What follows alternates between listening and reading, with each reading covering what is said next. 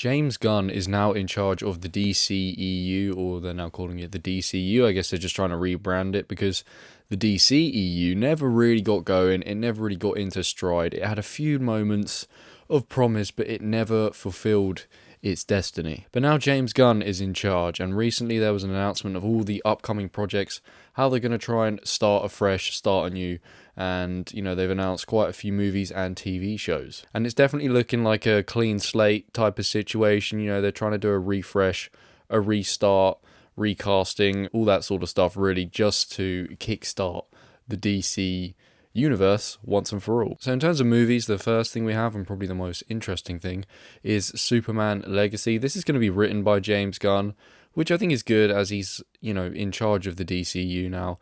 It's important that he really has his say on the two main heroes, which are Superman and Batman. Those two definitely need to be done right. This will follow Superman as he reconciles with his extraterrestrial origins, with his human family, and upbringing, whatever this means. Regardless, it's an entire refresh. No more Henry Cavill, which is a shame, because him as Superman, it was one of those roles where you really struggle to think of anyone else that would be better suited to play Superman apart from Henry Cavill. And obviously he's been let go because this is a complete sort of refresh for the Superman story. Obviously Henry Cavill Superman was in quite a few movies, so they don't want to carry on with that. They kind of want to start afresh, and it is a shame because I wanted to see Cavill do more as Superman, because I don't think he got enough, and I think he was very good in that role. But it is what it is. If they're going to refresh, then I guess you've got to start from the top all the way down. You've really just got to redo the whole thing. So it'll be interesting to see how that pans out and who gets cast for that role. Next up, we have The Brave and the Bold. This is a Batman and Robin story.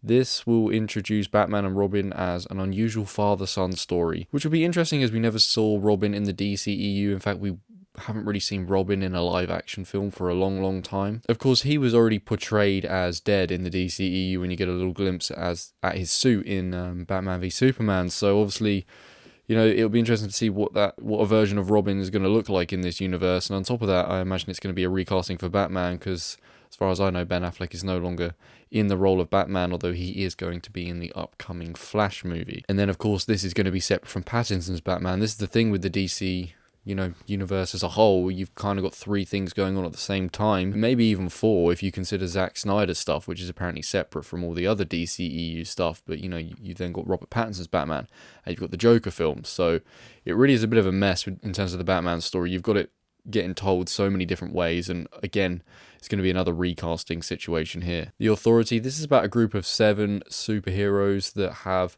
very high concept superpowers, whatever that means. These superheroes are the Doctor, Swift, Apollo, Jenny Sparks, Midnight the Engineer, and Jack Hawksmoor. I have no idea who any of these are or what their powers are. So it'll be interesting to see where this story goes, I guess. I know nothing about it, but it's going to be a new thing for a lot of people, unless, except for those very niche people that actually know what this is. I have no idea. So again, it'll be interesting to see what that's about. Supergirl Woman of Tomorrow is another movie they're doing. They haven't really said much about this, apart from the fact that it's a Supergirl that viewers will not be used to seeing.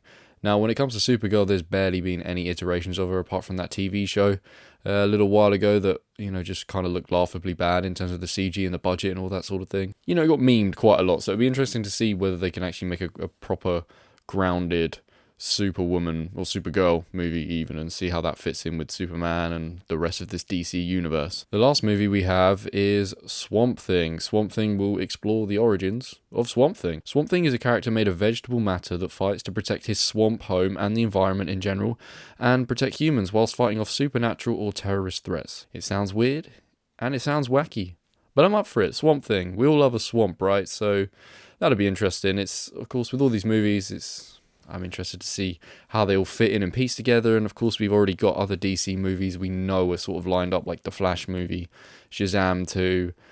So it's just going to be interesting to see, are they going to be associated with each other? Are they going to try and phase those things out and just, bring all this new stuff in to, take center stage? It's a messy job, so fair play to James Gunn for trying to fix it. Now, in terms of the TV shows, we have Creature Commandos. This follows a super team made up of monstrous prisoners formed by Amanda Waller. So it kind of sounds like another Suicide Squad situation, but I guess these people are even more messed up, or they're just weird creatures and monsters. But yeah, it sounds like another Suicide Squad situation, but the Suicide Squad made by James Gunn was a very entertaining and funny movie, so you know, hopefully if he's sort of, you know, taking center stage with this film as well, it could be another, you know, entertaining movie like that, or TV show even. I'm getting confused. This is a TV show, but you know, they've only made like one TV show part of the DCEU, which was Peacemaker, which was a brilliant show. It was very, very funny. So if they kind of maintain that level of quality, then we could be in for some good TV shows. Next up, we have Waller. This is centered around Amanda Waller. You know, Viola Davis will be taking center stage. She's a great actress, so it would be great to see her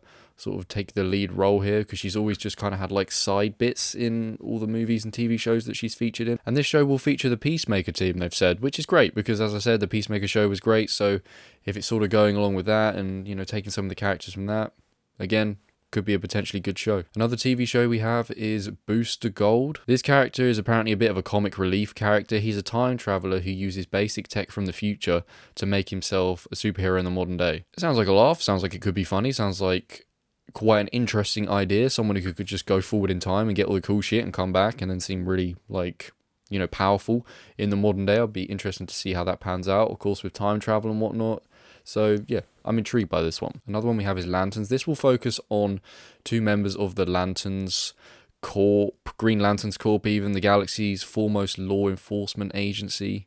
The two members are Hal Jordan and Jon Stewart, as the two focus on unraveling a dark mystery. I've never watched a Green Lantern movie. I don't even know how many there are. I just know there was that Ryan Reynolds ones that apparently sucked, so I haven't seen that. I don't really know anything about Green Lantern. I don't really care for anything to do with it because I don't know about it. But you know, if they're trying to kickstart it with this, then potentially could be interesting, but it's definitely not like top of my intrigue list. Lastly, we have Paradise Lost. This will touch on Wonder Woman's history and her character arc, but it's not very clear whether Gal Gadot will feature as Wonder Woman in this show. This drama focuses on the genesis and political intrigue of an island of women, and that's all that DC said about this show. Honestly, I don't care much for the Wonder Woman story. I thought the first film was decent, but not great. I thought the second one was pretty poor, and I just don't really care for her character all that much. I think she's been good as like a side character, as like a feature, saying like Batman v Superman or Justice League, but outside of that, I just don't really care to explore her story that much. It just doesn't interest me, but maybe with this show, it could be good. They're labeling it's going to be like a Game of Thrones show, but I don't even really know what that means. We'll see, I guess, but you know, all these shows, because DC is kind of partnered up with HBO Max, they should all be, I'm assuming, HBO shows, which, you know, HBO don't miss, so we could actually get a fucking decent shows. And yeah, that's your lineup. It's not loads of stuff, which I think is for the best. I'm glad they haven't announced like fucking 15 movies and 17 TV shows, because it'd just be like, ugh. It's better that they're trying to make the quality out of like the few things that they have lined up. But of course, you have other projects outside of this stuff that's already been announced and already been in the making, like The Flash. And then on top of that, you have the Batman universe, and then you have Joker universe. So it's a bit of a mess. As I said, James Gunn's just trying to, I guess, bring it back together and almost restart it, refresh it. I think DCEU's been pretty poor in the end game. I only really liked Zack Snyder's stuff. But yeah, it's an interesting lineup. There's a lot of variety while still having ties to older DC stuff, you know, the DCEU older projects, you know, because obviously you're going to have returning characters such as Amanda Waller and all this sort of thing. So it's still going to have those ties in a weird way. So I'm curious to see how they make this pan out to the point where it makes sense when they're rebooting stories with Batman and Superman. I'm hopeful that James Gunn can take the DCU in the right direction, because, you know, DCEU really slacking for the most part, and Marvel's been slacking for like the past year and a half. So you would just hope that, you know, one of these, you know, superhero universes can really take it by the balls and really start making some good shit. I'm hopeful that DC can do that now, because I think they have some really cool characters and really potentially cool stories that have never really been displayed on screen in an impressive enough way, unless it's like one-off films such as the Batman or Joker. Obviously they're going to get sequels, but even so, they've always been the standout, whereas an extended universe for DC has never really done that well. So yeah, I'm hoping James Gunn can fix it. He seems like he could be the man. You know, he doesn't really miss with comic book movies. His are always kind of the standouts. So let's hope. Yeah, if you have any thoughts on any of this lineup, please let me know what you think about it all. Thank you for watching, and I'll see you in the next one. Bye bye.